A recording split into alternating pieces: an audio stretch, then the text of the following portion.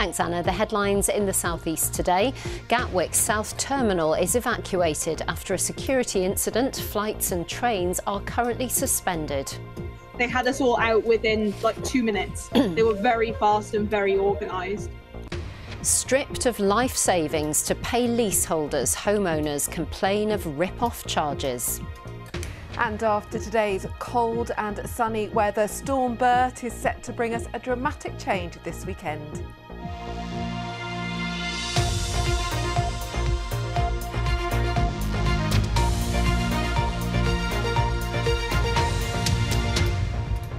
Hello, welcome to the programme. I'm Ellie Crisell. First this lunchtime, a large part of Gatwick Airport has been evacuated because of a security incident. Sussex police say a cordon's been put in place inside the South Terminal after a suspected prohibited item was found in luggage. All train services to and from Gatwick have been suspended and air passengers have been unable to check in since the incident began this morning. They had us all out within like 2 minutes. They were very fast and very organised. They initially told us it was very calm, and they told us, we just need to move people out of the top area. And then once we had moved out of the upper areas of Gatwick, we were then told they were doing a full evacuation. Well, Nick Johnson is at Gatwick for us live this lunchtime. Nick, what's happening down there at the airport this morning? Well, in terms of that incident itself, Sussex police say a suspected prohibited item was found in a piece of luggage. Now, we don't know what that item is, but it clearly caused enough alarm for the authorities to decide to close a large part of the South Terminal. And since around 9 o'clock this morning, people wanting to fly from the South Terminal haven't been able to check in. The North Terminal largely operating OK, but just going in there myself, it is very busy, largely due to many passengers from the south being in the North Terminal, not quite knowing what to do. Now, Sussex police are leading this operation. There's no suggestion at this stage that counter-terror police are involved, but Sussex police say they have sent one of their specialist bomb teams here as a precaution. Now, inevitably, this incident will have some knock-on disruption, and it's clear to see in the roads around the airport. The main road from the M23 to the airport itself, very busy, and as you say, Gatwick Airport Station, trains able to run through but not stopping there. The message from the airport: if you're travelling here, check before you do so. Indeed, and well done, Nick, for getting down there this morning to report for us. We'll have more on that later. A BBC investigation has found that a company overcharged leaseholders by more than £1 million in 5 years through their service charges.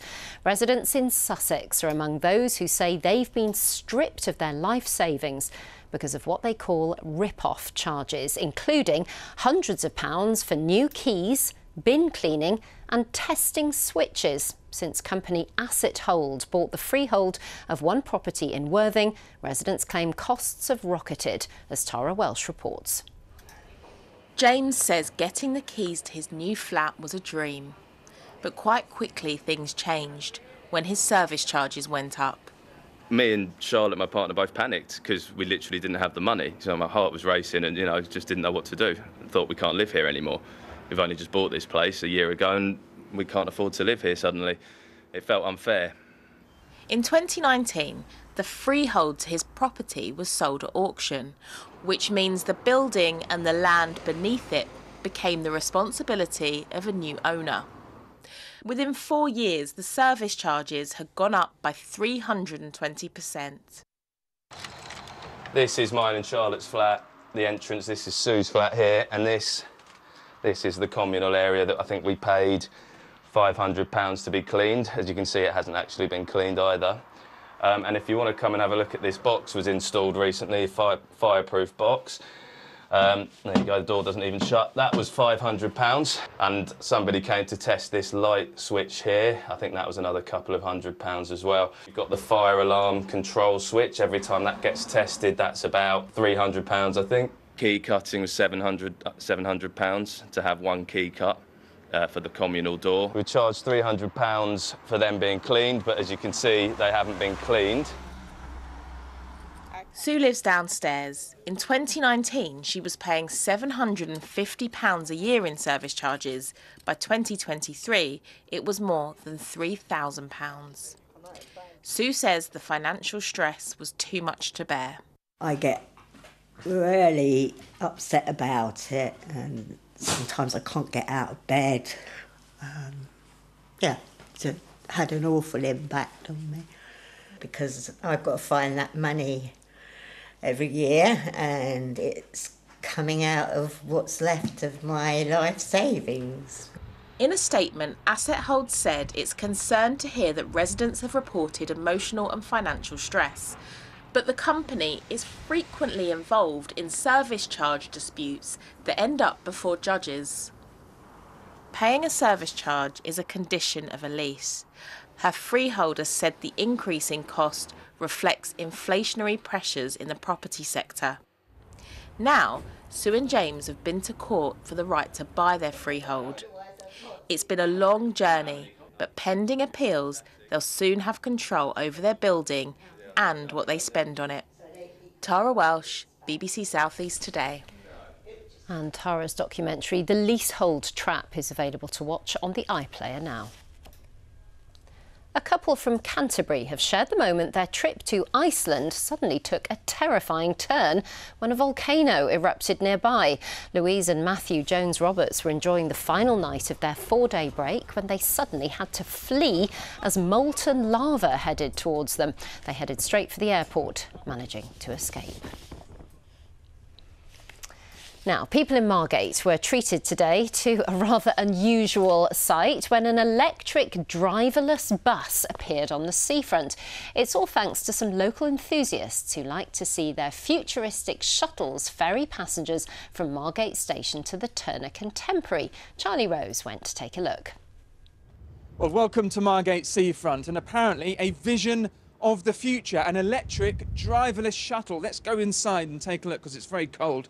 And there's no steering wheel here. There's just a joystick. Take a look at that. Let's speak to Neil Kennett from Cars of the Future. What you're saying is, Neil, is that driverless shuttles, driverless buses are safer than traditional ones. Why is that? I think we're certainly at the tipping point now when self-driving is about as good as the average human driver. Stats from America show actually maybe it might be already safer, and we'd be silly not to explore these possibilities, and that's why we've got this shuttle here in Margate. Okay, Neil, thank you very much. Let's speak now to Ian Pawford from Omeo, the head of Omeo. What happens when the thing crashes, when the technology fails? Well, I mean, things can happen, but obviously we have the situation where everyone's got safety belts, we're running at really slow speeds. The maximum speed of the vehicle is 16 miles an hour. We will have cameras all around to see everything around it. We'll have someone in a control room overseeing it. We'll have an ability to talk back to the passengers. We want people to feel safe, and we'll gradually progress with the technology to everyone's comfort. Okay, Ian, thank you very much. Well, it is all about legislation. Trials are taking place in Milton Keynes, a pilot area, at the beginning of next year. There will be a driver on board for that. Eventually, depending on legislation, these buses will be running autonomously in parts of the country in perhaps 2, 3, 4 years' time. Charlie Rose reporting there. Time now for a look at the weather. Nina is with us. It's been so cold this week. It's actually made me quite upset. Has it? Well, you'll be lucky this weekend. I can give you something different. But it's really quite significantly different, the weather, because Storm Bert is on its way. We'll have some rain at times, but the main feature is going to be these strong winds along the coast, gusting to 60, 70 miles an hour. We could see some disruption. The yellow warning comes in force Saturday afternoon and runs through all day on Sunday. But through the next couple of hours, it is still going to stay cold and dry with some sunshine, temperatures of around 6 degrees. And at first, with those clear skies, we'll see temperatures falling below freezing. But it's an early minimum tonight underneath those clear skies, because then as we start the early hours of Saturday morning, the winds start to pick up, a blustery start, cloudy, some outbreaks of rain. The rain will tend to come and go, and temperatures into double figures. We've got highs of around about 10, 11 degrees. But it's through Saturday afternoon those winds really start to strengthen. Storm Bert takes hold.